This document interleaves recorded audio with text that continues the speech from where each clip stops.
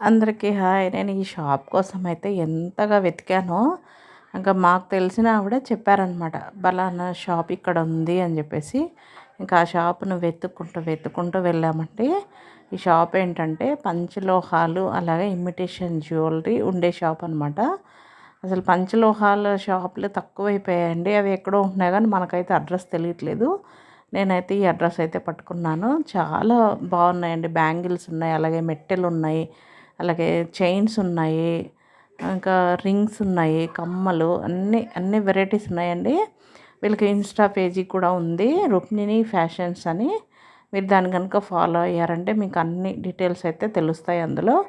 నేనైతే ఈ షాప్ ఎత్తుకుంటూ వెళ్ళానండి. అడ్రస్ ఎక్కడంటే ఇది తిరుపతిలో తనిష్క్ జ్యువెలరీ షాప్ ఉంటుంది. అది వచ్చేసి లెఫ్ట్ సైడ్ వస్తుంది. ఈ షాప్ వచ్చి రైట్ సైడ్ వస్తుందండి.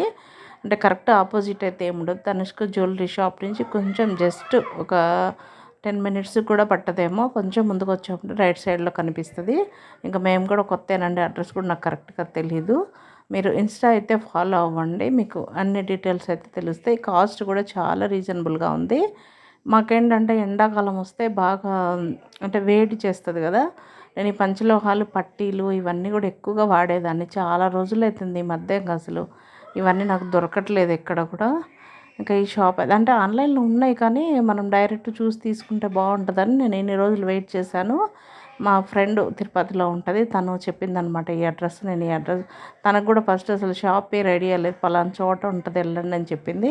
మొత్తానికైతే షాప్ పట్టేసుకున్నాం. ఈ తిరుపతిలో నాలాగా ఈ షాపుల కోసం వెతికే వాళ్ళు చాలామందే ఉంటారు కదండి.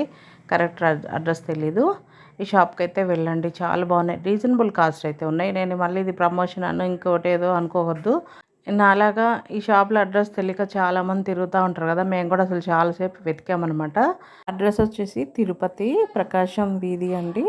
తనిష్క్ జ్యువెలరీ షాప్ నుంచి కొంచెం ముందుకెళ్తే ఉంటుంది. ప్లీజ్ సబ్స్క్రైబ్ చేసుకోండి.